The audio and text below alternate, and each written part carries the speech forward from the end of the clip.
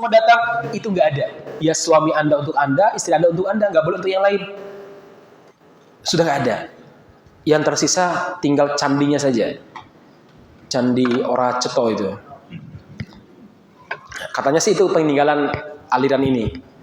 Saya lupa aliran apa namanya ya. Ada yang tahu? Andi Ora Ceto. Aliran Ora Ceto. Enggak, ada dalam sejarah itu ya. Tapi kayaknya bapak-bapak ini semuanya IPA ya. Jadi sejarah itu udah lupa ya. Ya. Baik jemaah sekalian yang mudah-mudahan dirahmati Subhanahu wa taala. Kemudian ketika penjajah masuk, para ulama terlibat dalam mengusir penjajah. Para ulama terlibat dalam mengusir penjajah.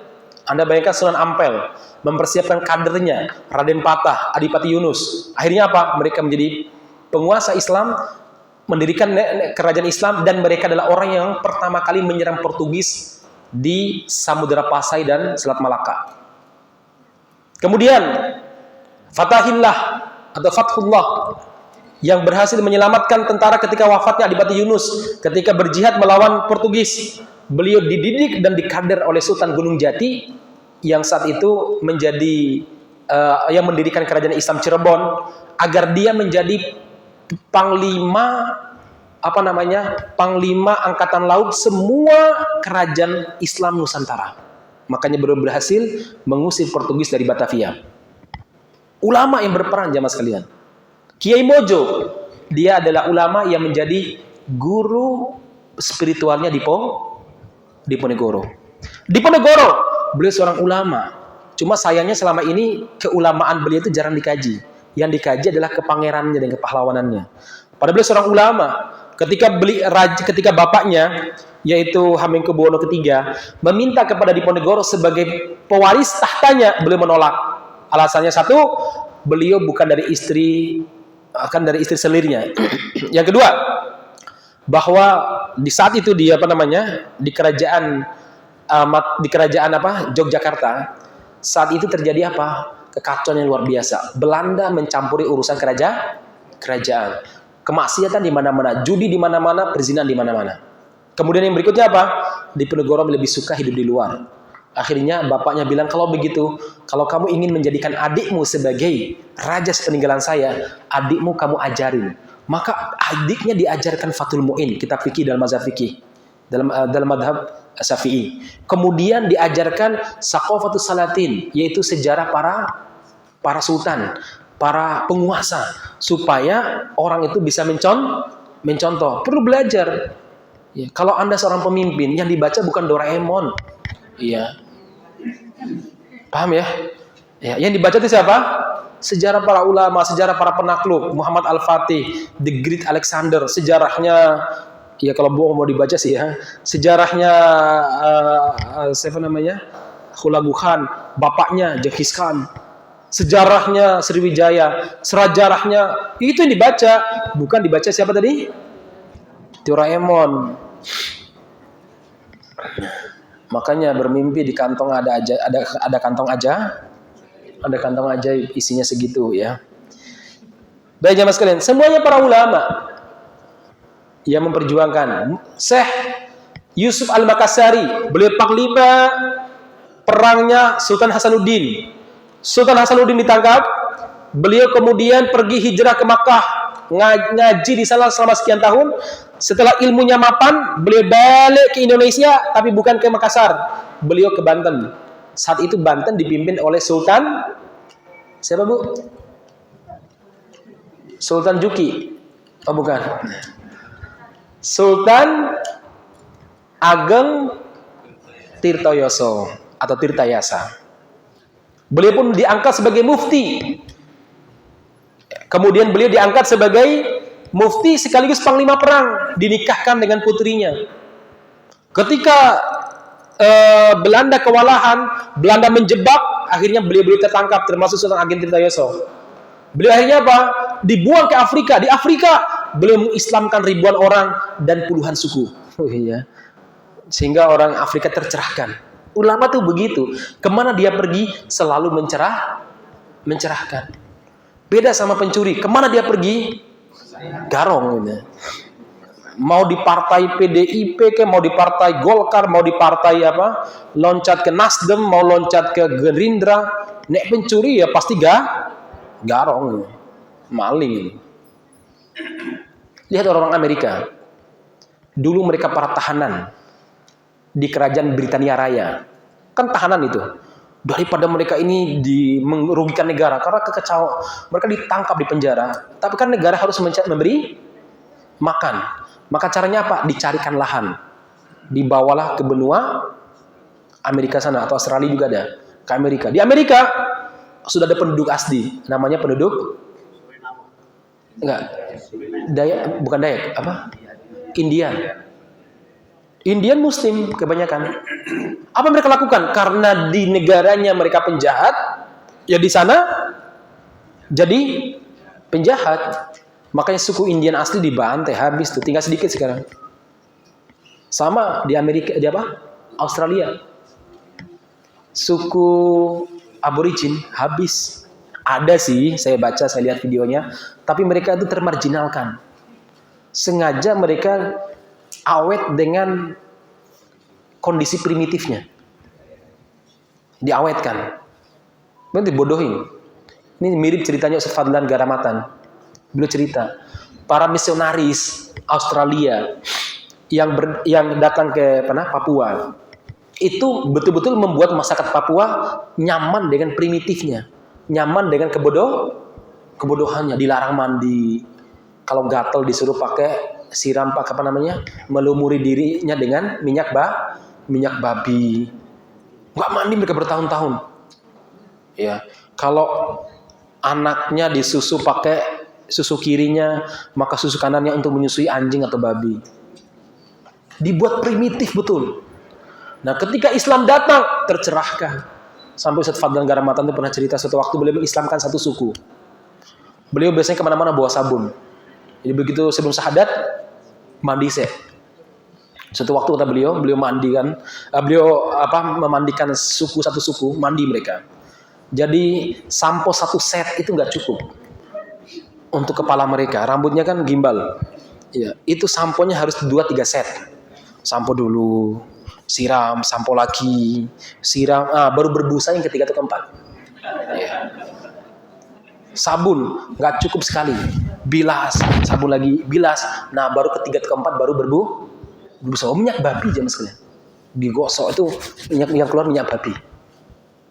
Nah, ada seorang kepala suku. Itu dia mandi, dia samponan, terus ada setetes sampo itu menetes tepat di hidung dia. Kebetulan nggak flu kayak saya, ya. Dia mencium aroma sampo yang wangi. Ini apa ini? Wangi sekali. Kemudian kata orang, itu karena di kepala Anda ada sampo, dipegang. Aroma luar biasa. Kalau begitu saya tidak akan bilas, katanya. Dia nggak bilas. Udah pulang. Jadi kalau pingin cium apa, ingin wangi, ambil apa namanya? Ambil samponya, kemudian dicium. Padahal Papua dikenal sebagai kayu gaharu. Ibu tahu kayu gaharu? Hah? Pernah dengar aja kan, belum pernah pakai kan? Kalau saya pernah pakai, ya. Mahal Bu ya. Nah, jamaah sekalian, kayu wangi itu ya. Nah, itu dia nggak mandi sampai disebut, itu kan pagi kejadiannya. Pagi, nah siang jam 2 atau jam 3, dia keluar. Hujan di tengah jalan, dia lupa. Ini akhirnya apa? Terbilah semuanya. Dia mencium sudah nggak wangi, tapi merasakan kesegaran badan yang luar biasa, yang belum pernah dia merasakan seumur hidupnya. Kan kayaknya kepliket karena minyak babi kan. Ya. Akhirnya dia tidur 3 hari 3 malam. Jadi bangun cuma makan, turun meneh, makan meneh, turun meneh, ya. Setelah itu dia cerita sama Ustaz, saya belum pernah tidur senyenyak ini. Biasa gatal-gatal, bangun gatal atau apa. Sekarang bisa tidur nyenyak, ya. Ya itulah Islam, membuat Anda tidur nyenyak adanya. Ya kan?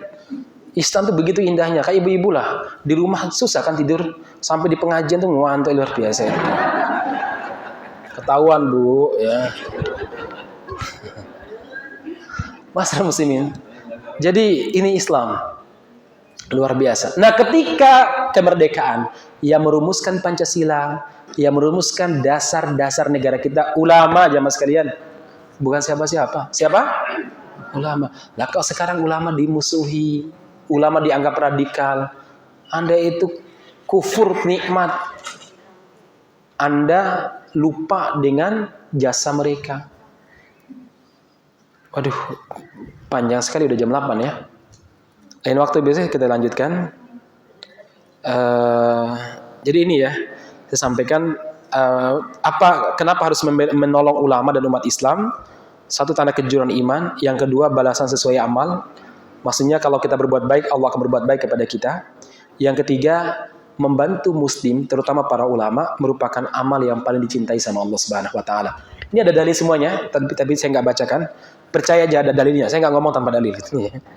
Kemudian berikutnya, lebih baik daripada ibadah di Masjid Nabawi selama sebulan. Kalau Anda menolong saudara muslim, itu lebih baik daripada ibadah selama sebulan di Masjid Nabawi. Yang kedua, yang kelima, agar Allah merahmati kita.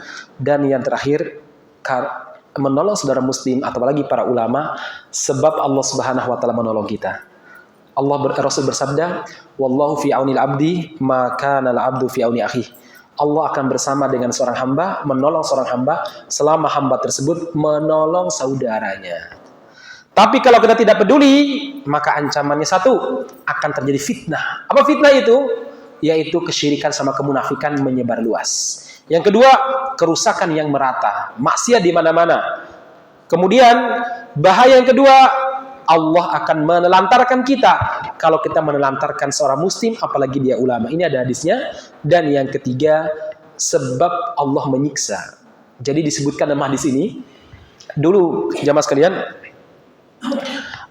bukan dulu, nanti ada orang yang soleh, sholatnya bagus, puasanya bagus, tahajudnya bagus, duhanya bagus, ngajinya sergap, tapi dia nggak peduli dengan lingkungan di sekitarnya, nggak peduli dengan kedoliman yang menimpa umat Islam, apalagi menimpa para ulama. Lalu dia meninggal, dicambuk 100 kali, mi'ata jaldah, 100 kali di kuburan. Dia bertanya, apa dosa saya, apa salah saya? Kalau orang salah kan mungkin merasa salah kan ya, tapi dia merasa orang baik, apa salah saya? Kemudian setelah itu kuburannya diisi dengan api. Apa salah saya? Apa jawaban para malaikat? Innaka shallaita sholatan bighairi tuhurin. Anda sholat dengan sholat tanpa toharoh yang baik. Tanpa toharoh yang baik. Contohnya bapak-bapak pipis, kemudian ada percikan air kencingnya menimpa celana Anda. Anda sholat dengan celana yang najis. Yang kedua, apa dosa Anda sampai dihukum seperti itu? Wa mararta ala madlumin falam tansurhu. Kamu melewati, mengetahui, menyaksikan orang-orang terdolimi, keluarganya sengsara. Kayak tadilah, kalau 350 ditangkap berarti ada 350 keluarga yang sengsara, susah cari makan. Kamu nggak peduli. Inilah sebab orang tersebut disiksa. Bukan karena nggak sholat. Kalau nggak sholat jelas. Tapi salah satunya karena tidak punya kepedulian. Bisa dipahami ibu-ibu sekalian? Ibu-ibu yang ngantuk juga kurang kepeduliannya sama saya itu ya. Baik, demikian barakallahu fiikum ajmain. Mohon maaf kalau ada hal yang kurang berkenan. Ini materi kajian akhir zaman. Ini kan akhir zaman juga kan? Iya, pokoknya akhir zaman tuh luas lah ibu sekalian ya. Nanti ada suami-suami akhir zaman, istri-istri akhir zaman tuh ada ya. Betul ya, ada hadisnya, ciri-ciri suami akhir zaman ya. Orangnya nggak bertanggung jawab, banyak ya. Istri akhir zaman, mereka lebih suka dan lebih siap berdandan keluar rumah daripada dalam rumah. Di dalam rumah bagaimana? Wes bi apa? Ya aku ya bojomu, nek ora gelem ya wes ya.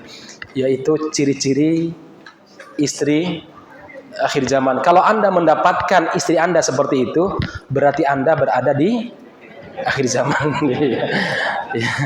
Baik, saya demikian barakallahu fiikum ajmain. Subhanakallahumma rabbana bihamdika asyhadu an la ilaha illa anta astaghfiruka wa atubu ilaik. Walhamdulillahirabbil alamin. Assalamualaikum warahmatullahi wabarakatuh.